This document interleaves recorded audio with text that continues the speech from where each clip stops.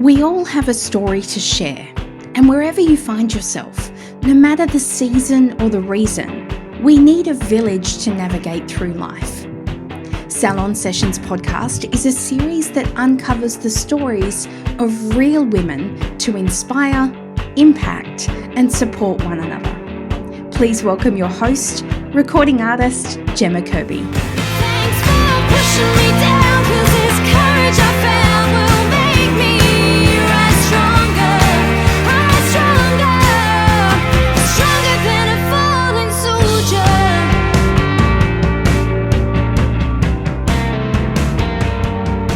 Hi everyone, and welcome to the Salon Sessions podcast series. We have a wonderful guest in today. I've met Janelle, and it feels wrong calling her Janelle actually, so I'm just going to say Nell from now on. During a women's network meeting called Be That, it's a really amazing community of women that inspired me to, do this series, which is something that I've been dreaming up of the last 5 years. So yeah, welcome Janelle or Nell. Thank you, Gemma. Thanks for having me. No worries. So I've invited Nell here today to talk about her challenges around being a FIFO wife. And I think this is something that's become much more relevant in the last 4 to 5 years.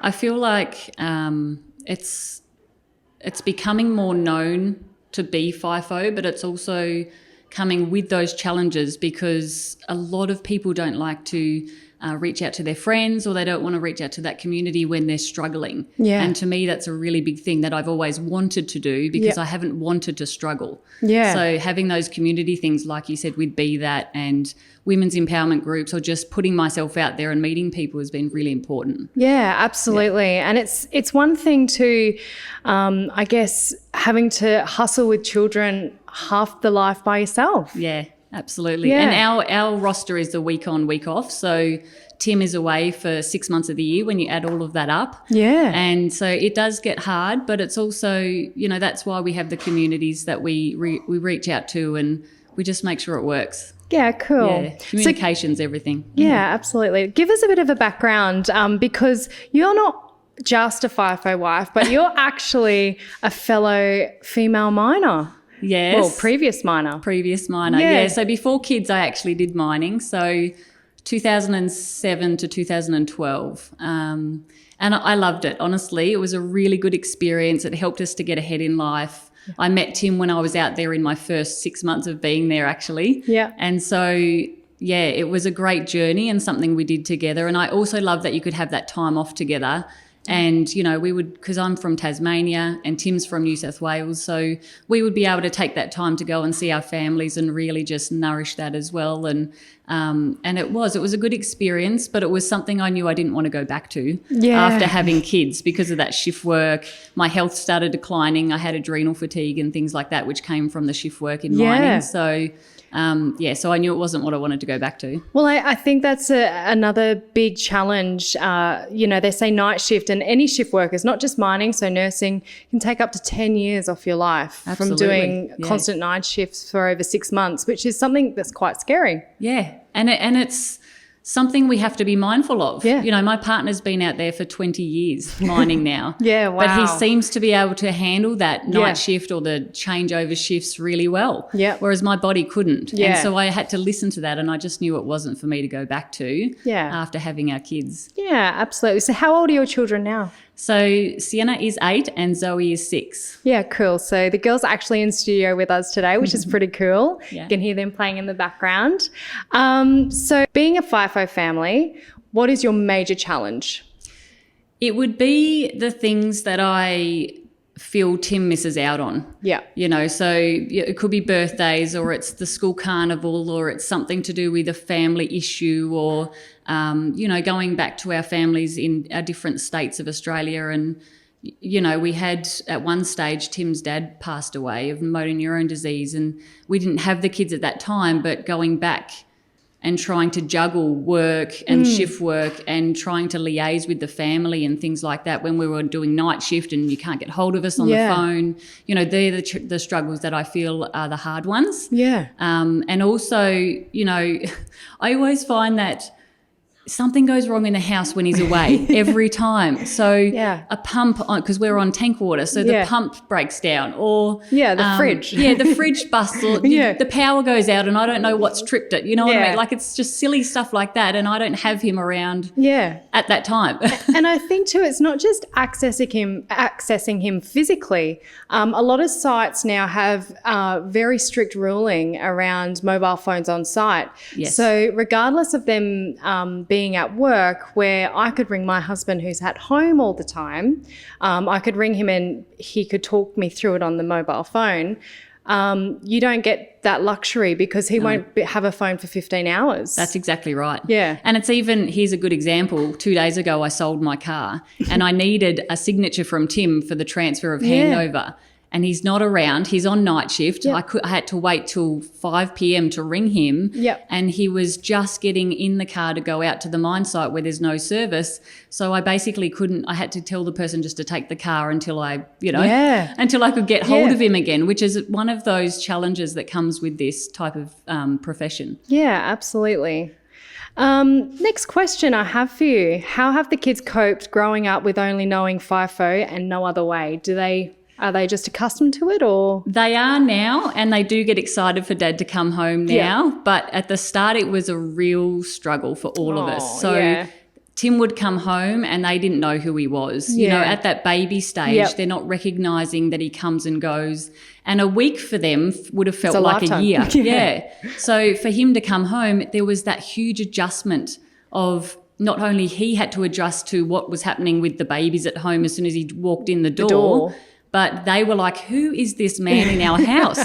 You know, so it was one of those things. It would take 2 to 3 days for them all to warm up to each other. Yeah. And that was hard on me because, you know, you want to sort of hand the kids over every now and then and say, I need a break. Yeah. But I couldn't do that. Yeah, because the rapport and the relationship had to be kind of Nurtured. rebuilt as well every 7 days. Absolutely. And it was just a bit of a shift and a struggle, and we just had to talk about it. Communication's always had to be a big thing because it's really hard when you've got babies and they don't recognise what that situation is. Yeah, wow. That reminds me of a time in my life because I'm from a mining family. My father used to mine for, same thing, 35, 40 years. Wow. And I remember he would come home from night shift and we'd have to wear socks in the house. And my mum saying to me, okay, everyone be quiet. And even being little, I have those memories of Dad's on night shift. We all need to be quiet. I think at one stage Mum even made us use plastic cutlery so it didn't make noise on the crockery, which is just some of the, I guess, extra challenges that you don't even think of. That's right.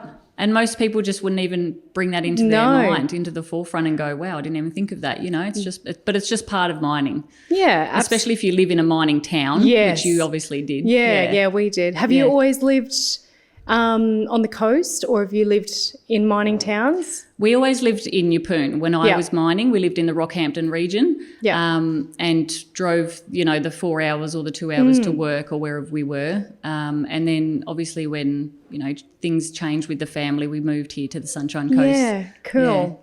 Yeah, and that's another thing that isn't taken into account. Although you're doing a 7-day roster, a day each side is usually allocated to travel back to work. I know my husband and I used to travel nearly 8 hours as well. Oh, so, wow. From here into central Queensland. So it definitely is another facet of what we have to face being a mining family. Yeah.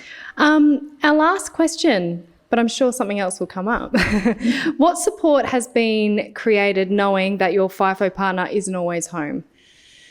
So that's where I put myself out there, and I really had to create my own community because I feel like when I was at home on my own, I was going through this depressive motion of he's not here, and I was wanting him to fill that void of me being bored or lonely. Yes. And so, so it was just one of the, and obviously the kids were quite young. When we first moved to the Sunshine Coast, even they were 3.5 and 16 months old, I think it was. And just that alone, moving to a new area and not knowing anyone, and then him being away for a week, it did get quite lonely. And it was one of those things where if I don't put myself out there, this is just going to be a cycle that keeps happening. Yeah. And I felt like I'd really lost my identity because of all of this. So I had to make the choice to go, you know what, I am my own person. What are my hobbies and interests? What are my passions? What is my purpose? And I'm not just a mum. No. I do have my own, identity, and I should be living up to that. So I had to go and try and find that. And that also helped me get over that, the boredom or the lonely feeling, because then I could, immerse myself in the things that I liked when he was away. So it really became it was almost enjoyable when he would go away. I would then flip it and go, yay, now it's time for me to do things, or I'd go and meet these community meetings or go to these events that were happening. And then when he was home, I could pull back on all of that and be the family again. And, so I had to change that expectation for appreciation of the whole situation and just really try and see that I am my own person. I don't need him to fulfill that void to actually feel fulfilled. Yeah. And so it really came down to just having to push myself out of my comfort zone and make that happen. Yeah. Which is hard. Oh, it's very hard. But it's like if you don't do it, you're going to be stuck, aren't you? Yeah. You're stuck in that void, which I didn't want to be for any longer. Yeah. So if there were women out there in the community that are really struggling, maybe new to the FIFO life or having new children, what would your strategies be around finding some of these meetings or events, or a way of putting themselves out there? I firstly would say to them, what are you passionate about? What are your hobbies and interests? Because there's no use going and putting yourself out there to a meeting that you're not going to enjoy if it's, not you. Yes. So what are your hobbies and interests? But also what are your family values and your personal values? Because if you're not really living up to those, it's hard to find what you can be passionate about or what you can immerse yourself in that isn't just for the family. Yeah. So finding those personal values that you really want to live up to, and then find events that match that. So what is congruent to that, or what feels right, or what aligns with you, where you can go along to those events. For me, obviously, it was, socialising is a big thing. I'm a big social butterfly. I love getting dressed up and going to whatever event I can find, because I love just chatting to people. I'm a people person and I enjoy listening to people. But if that's not you, and your event may be something like, I don't know, it could be craft or art, or I know a few people that they go to these meetings where they do, paintings and things, or, but they're still talking, they're still sharing connection. That connection and that culture, and they're building that, collaboration with each other as well. But I really feel that once you know your family values and then your personal values, which can be a little bit different, and then knowing what your hobbies and interests are around that, you'll be able to find the right events that you can go to meet new people and get yourself out there. Yeah, cool. And last thing, we've spoken about the strategies, but what is it that you're doing now that you're passionate about? I really want to hear about this. Oh, yes. So I've been in the wellness industry now for 5 years. That was when I mentioned that I had, delved into something else, it was the wellness industry. Yeah. And I'm really passionate about helping people, to get out of their rut, which is one part of it, but also learning how to become resilient to stress in our lives. Yeah. And not only that, but when you become resilient, you can then start to implement that into your family as well. Yeah. So, becoming resilient to stress, learning how to do little hacks in life for lifestyle hacks that you can turn your life around if you feel that you're lost or that you're struggling in any way. And all of that is connected to the mind, body and soul aspect. Yeah. So what is it that's a part of all of those aspects that really nurtures you? And that's what I do now within the wellness industry. So, we are all about activating the body, activating the mind. Yeah. And we call that biohacking. And that's where you're able to basically live to your fullest potential in every way possible with that whole 7 dimensions of wellness. Wow. Yeah. So if a listener wanted to find out more about you, how could they?